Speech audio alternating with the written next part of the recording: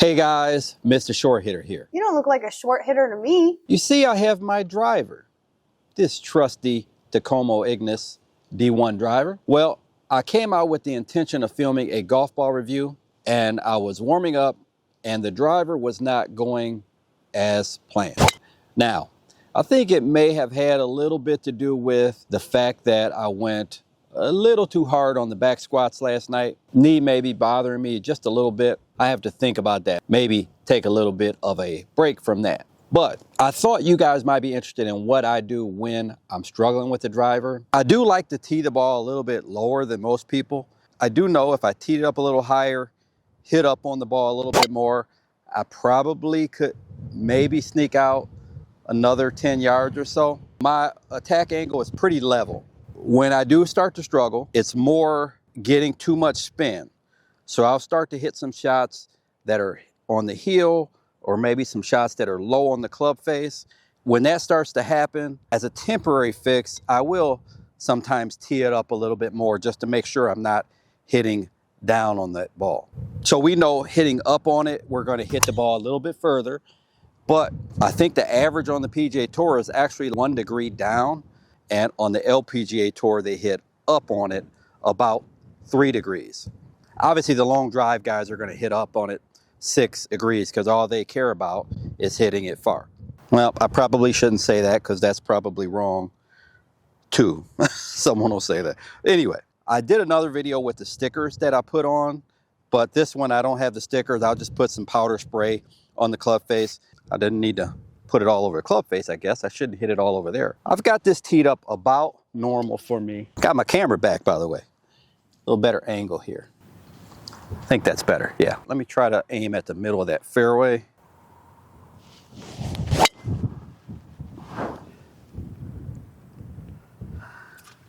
Okay, so that ball was a little bit of a pull, came back to the center of the fairway, but that's actually a very playable shot. This actually was really high on the face, but I would rather be high on the face than low on the face.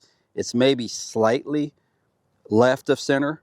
I kind of like it right in there, but that's not a bad impact on that shot. Okay, so that was slightly heel side, just slightly.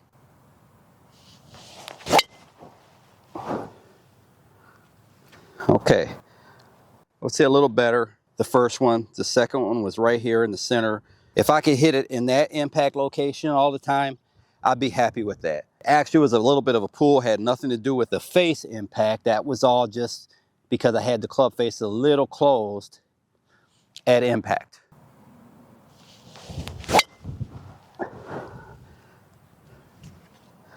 Okay, guys, so we got a little cut going there. And again, that's because I got the face shut down a little bit. I did come over the top a little bit on that swing, but the face impact is, that one got pretty high on the face there. So before I was suffering with low impact, hitting it on the heel, getting excess spin, or hitting it low on the face and getting excess spin. And that's gonna cause me some distance. Let's put some more spray on it. And I think some of it too is because the way I'm lined up here. So aiming on this side, I'm kind of swinging a little bit left. I'm gonna aim this right at the flag up there.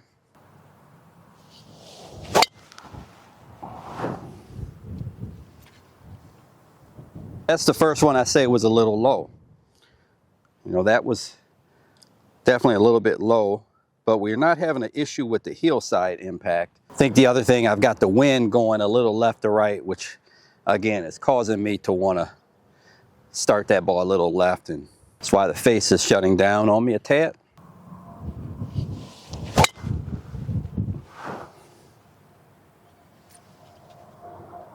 Center again, a little bit higher. You guys are probably wondering now, I said that I was struggling when I was coming to film the golf ball review. What's bad about any of that? Well, nothing.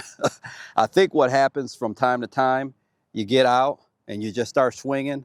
Once I got this powder, I decided to spray the face. Now I'm focusing on hitting the center of the face. I'm not just out just swinging arbitrarily. I think sometimes we move our head. You're just not really focused.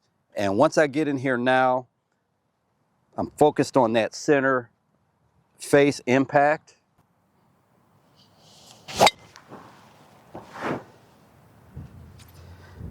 And because I'm more focused on it and more conscious of it, I'm having an easier time hitting the center of the face instead of just going up there swinging. Let's say I wasn't hitting this in the center of the face. There's always three things that I focus on. So the first thing I'm going to focus on is my alignment. My body here, my hands were just kind of reacting to the fact that I'm on the right side of this tee box, the wind's going left to right. So my hands were kind of reacting to that and causing me to start those balls a little bit left. So the first thing I'm going to concentrate on is my alignment if I start hitting it poorly. Because if I get up there, I'm trying to hit that fairway and my alignment is off and I'm aiming right, well now my hands, I'm going to want to swing it left to pull that ball back to the center of the fairway. So it's kind of the opposite of what I'm doing now. Based on that wind, my hands are wanting to start that ball down the left side and based on where I'm on the tee box. Second thing I'm going to focus on is my balance. Alignment is just kind of a no-brainer. You have to be aligned to your target, and balance is something that we kind of forget. Everyone's different. I see people that come up and they swing and they take the swing and they're falling all over the place, but that's the way they swing. That's their balance. So it works for them. So you have to figure out what works for you. What works for me, balance-wise, is swinging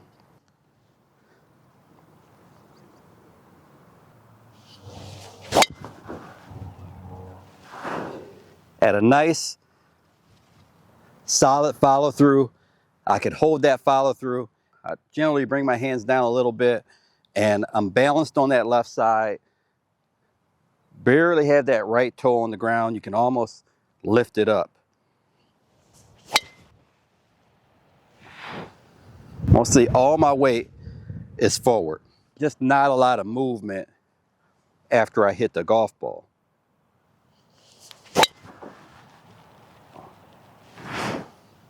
So if I'm on a driving range, I'm going to use some alignment sticks. I'll check a mark in front of my ball, just like I do when I'm on the course.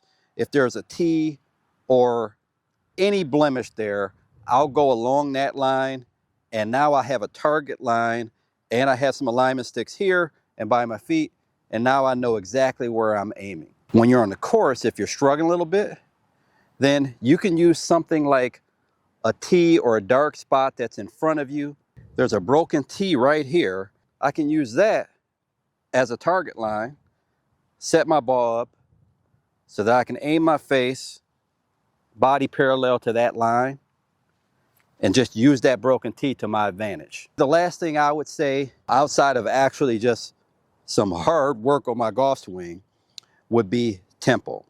I do get a little steep, but for the most part through impact, I am pretty close to zeroed out. So I shouldn't have a ton of curvature on the ball that's going to make it slice from one end of the fairway across into the trees or even into the rough, for the most part. Tempo is very individualistic. You look at players like Rory, Bryson, all the guys that hit it far generally have a quicker backswing. Go to the opposite end of that spectrum to a player like Hideki, has a very slow, deliberate backswing. If Hideki had a faster backswing, it probably wouldn't work for him. If he got used to it, he would probably hit the ball further. Generally, a slower backswing is going to be a little slower, and a faster backswing is going to help you hit it a little further. So if I took too slow a backswing, I'm going to hit it shorter generally.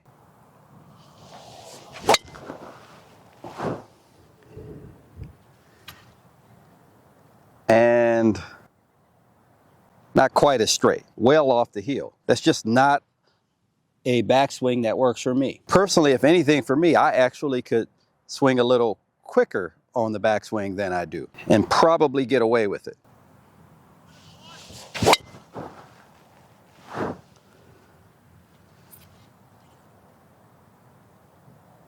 That's just a straight and probably the furthest one out of all the balls that I hit. All right, guys, I hope you enjoyed the video. Like I mentioned before, I encourage you to find a local PGA professional in your area, but I kind of want to say that with a grain of salt, because everyone that teaches golf is not a PGA professional, and a PGA professional doesn't mean they're good at teaching golf. So look for reviews. Maybe you can find somebody that you trust, someone that's gone to this particular instructor, because you have some of the best instructors in the world that aren't accredited with the PGA of America. I don't believe David Ledbetter, Butch Harmon, Sean Foley. So there's a lot of really good instructors out there that aren't necessarily part of the PGA of America. So either way, just find someone that works well for you. So I'll give you a quick story. When I was in college, I taught junior camps, and the head professional at the course I was at, if someone came to him with a slice, all he would say is strengthen your grip. And he would have them strengthen their grip, strengthen their grip, strengthen their grip. And we know from the ball flight laws that that's affecting club face and not particularly affecting path. And if you never do anything to fix the path, well, all you're doing is creating this pull hook or a pull slice that this person then has a whole host of problems now. So there's good and bad inside PGA of America, outside of PGA of America, and also it's not based on a person's playing ability, because I've seen some guys that would probably struggle to break 80, maybe struggle to break 85, but they know their stuff with the golf swing. And I've seen people who could go out and shoot 65 that would not be the person you should go to for golf advice. So I hope you enjoyed the video. If you did enjoy the video, like, comment, subscribe. Until next time, Mr. Short Hitter, out. 5 holes to go, just play 13.